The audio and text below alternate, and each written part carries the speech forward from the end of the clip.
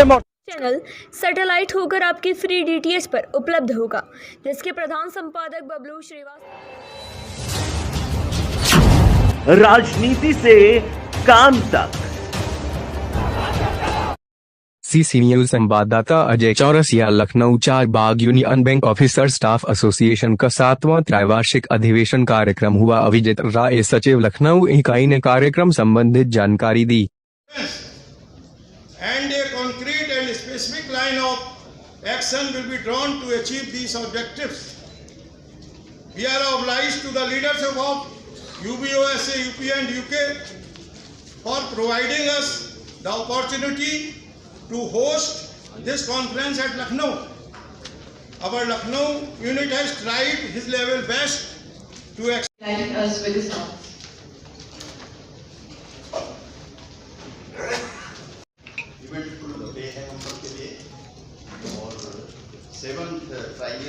Officer Staff Association, your friend, philosopher and guide for all of us, Comrade H.K. Agrawal ji.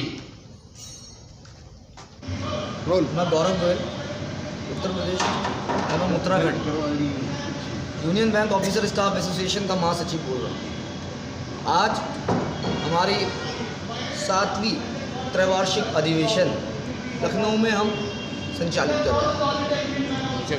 ये अधिवेशन ऐसे समय पर किया जा रहा है जब केंद्र सरकार पब्लिक सेक्टर बैंक्स को प्राइवेटाइज करने की बात कर रही है। यदि पब्लिक सेक्टर बैंक्स का निजीकरण किया जाता है इस देश के अंदर, तो इसका नुकसान सिर्फ पब्लिक सेक्टर बैंक के एम्प्लॉयज़ को ही नहीं होने वाला है।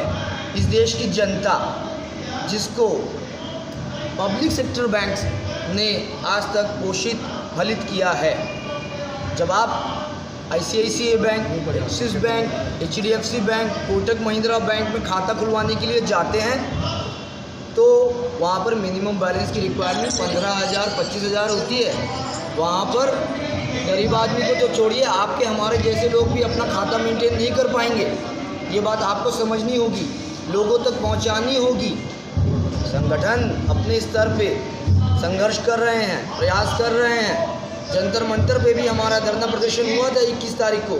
23 तारीख को भी हमारा धरना प्रदर्शन जंतर मंतर पर हुआ इसके विरोध में।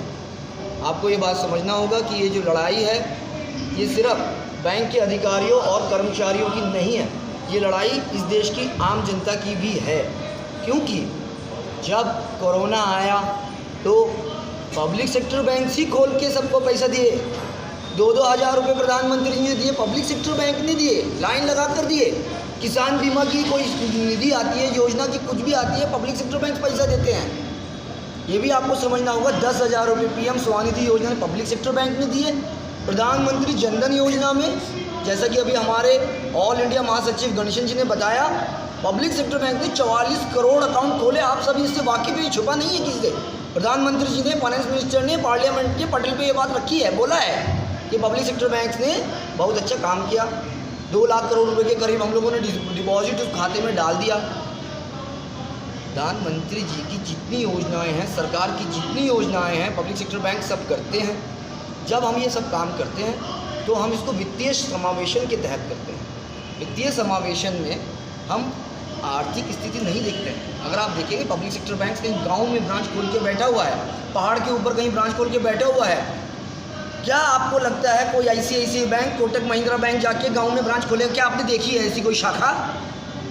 तो मैं आप लोगों के माध्यम से ये निवेदन करना चाहता हूँ, मैं ये चाहता हूँ कि आप लोग इस बात को आगे बढ़ाएं कि यदि पब्लिक सेक्टर बैंक आज संघर्षरत हैं तो आपके भी समर्थन की उनको आवश्यकता है। इसमें देश की जनता का हित भी निहित है। अधिवेशन में किन किन बातों पर चर्चा हुई? देखिए, अधिवेशन में अभी हमारे जो भारतीय स्तर के नेता हैं, जिन्होंने कि जो हमारा बैंकर्स का जो सेटलमेंट होता है सरकार के साथ, उसमें हस्ताक्षर किया हुआ है। कॉमरेड DS गणेशन हमारे ऑल इंडिया के महासचिव हैं और सचिव हैं all India bankers officers association के। वो अभी सम्मेलन में जो एड्रेस कर रहे हैं, वो बता रहे हैं कि क्या क्या खतरे हमारे दरवाजे पे खड़े हुए हैं। प्राइवेटाइजेशन यदि होता है या फिर यदि पब्लिक सेक्टर बैंक के साथ ऐसा हुआ तो उसके क्या असर पड़ने वाले हैं, क्या उसके कुप्रभाव होंगे। दूसरा, क्योंकि कल फिर हाजिर होंगे नई खबरों के साथ। मुझे इजाजत दीजिए। नेहा श्रीवास्तव।